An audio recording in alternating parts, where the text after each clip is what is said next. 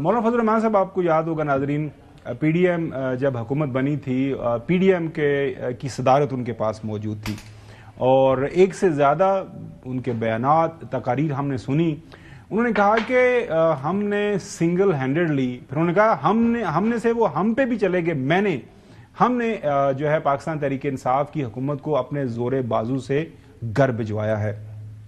اور یہی سارے پی ڈی ایم والے جو اس وقت پاکستان پیپلز پارٹی نون والے ان کے ساتھ تھے.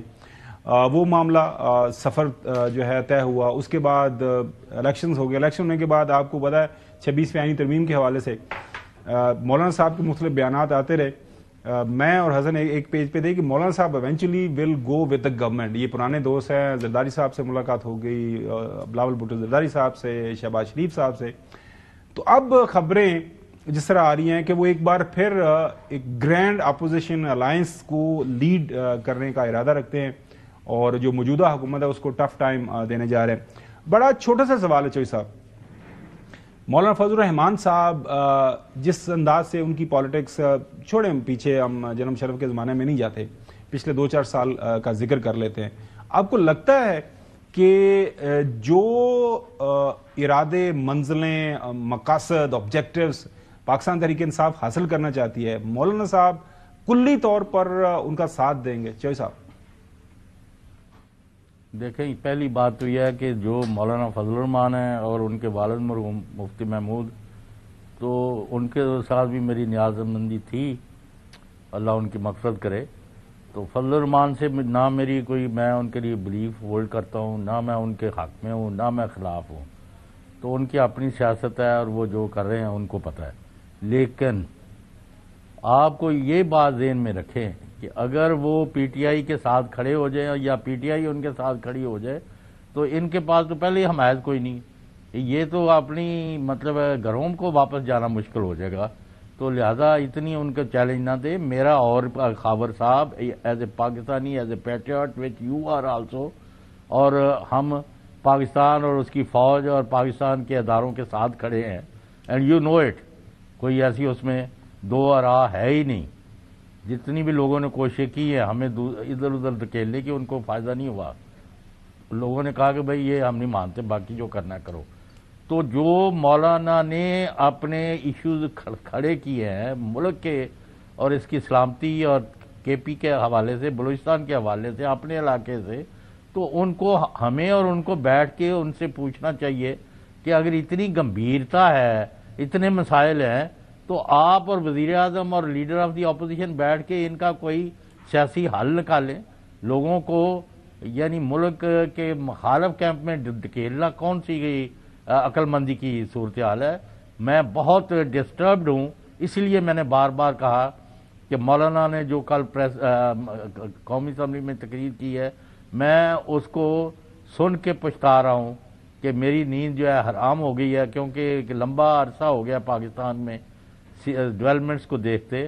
تو ملک کو اور اس کے اداروں کو بچانے کے لیے آپ کو اور فضل الرحمان کو اور لیڈر آف دی اپوزیشن کو اور دوسرے جتنے بھی میٹر کرتے ہیں لوگ, ان کو بیٹھنا پڑے گا اور جو ایشوز وہ فریم کر رہے ہیں ان کا تدارک کرنا پڑے گا. پاکستان کے لوگوں کا, یعنی سبی یا تفتان سے لے کے گوادر سے لے کے گلگت تک اور خیبر سے لے کے لنڈی کوتل سے لے کے کراچی تک, آخری بندے کا بھی پاکستان پر اتنا ہی حق ہے جتنا آپ کا اور میرا ہے. تو I am disturbed, worried about his allegations. Please ان کو بلائیں اور ان سے ہم پوچھتے ہیں کہ اتنا وہ کیوں دور باتیں کر رہے ہیں. اچھا, دو ایشوز ہیں. ایک تو یہ ہے کہ ایک سوال یہ ہے کہ کیا پاکستان تحریک انصاف کے جو مقاصد ہیں وہ مولانا صاحب ان کو حاصل کرنے میں مدد دیں گے. باقی مولانا صاحب کا ایک تجزیہ ہے پاکستان کے اندر جو حالات ہیں اس کے اوپر حکومت, ہمارے سیکورٹی کے ادارے, وہ ظاہر ہے وہ ایک جو کے پی کے اندر معاملات ہیں, بلوچستان کے کچھ ڈسٹربز ایریا, وہ تو معاملات وہاں پہ کر رہے ہیں. ہاں, اس کے اوپر ظاہر ہے جو صاحب کی صاحب ایک سجیشن ہے کہ ظاہر اگر وہ ایک بات کر رہے ہیں تو تمام سیاسی جماعتوں کو ان کے ساتھ بات کرنی چاہیے, کیونکہ ان کے ساتھ تو وہ حالیہ دنوں کے اندر بھی وہ گپ شپ ہوتی رہتی ہے سارا کچھ. دیکھیے, ابھی دو چیزیں سمجھنے کی ضرورت ہے. ایک تو جو فتنہ خوارج ہے, جو ٹی ٹی پی ہے, وہ ابھی اس وقت کافی کمزور ہو چکی ہے. اب تو وہ بیک فٹ پر آ چکے ہیں. ہماری جو فوج ہے اس نے زبردست طریقے سے اپنا جو ہے وہ کارروائیاں جاری رکھی ہوئی ہیں، تو یہ پسپا ہو چکی ہیں، اب نو گو ایریا والا چکر نہیں ہے. مطلب کچھ کرمنلز ہیں جس جگہ پر رات کے وقت آپ کہہ سکتے ہیں کہ لوگ جاتے ہوئے ڈرتے ہیں سیکورٹی پوائنٹ آف ویو سے، ایسا بھی نہیں ہونا چاہیے، لیکن حالات پہلے کے مقابلے میں بہت بہتر ہو چکے ہیں. ایک بات. دوسری جو بات ہے بلوچستان کے حوالے سے، تو وہاں پر بہت سی قوتیں ہیں جو کہ بین الاقوامی قوتیں وہاں پر اپنا کھیل کھیل رہی ہیں، اور اسرائیل اور ہندوستان ان کے پیچھے ہے، فنڈنگ بھی کر رہا ہے، سب کچھ کر رہا ہے. یہ براس وغیرہ ہو گئے، یہ چیزیں یہاں پر ایک چل رہی ہیں، وہاں پر ایک آن گوئنگ سچویشن ہے.